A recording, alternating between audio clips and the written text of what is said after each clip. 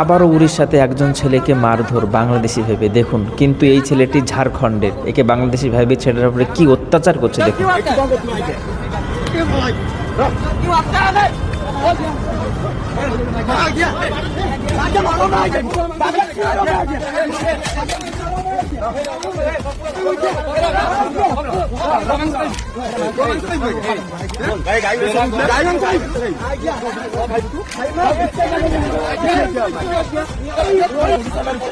कभी भी ओडिशा लोग, ओडिशा के लड़कों के पास कभी भी नहीं बोलेगा कि वो मत करता है।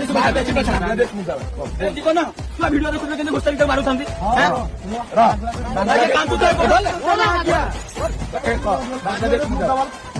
बोल मैं तो इसी पे घुस पे मारे बोल बोल बांग्लादेश मुर्दाबाद बोल।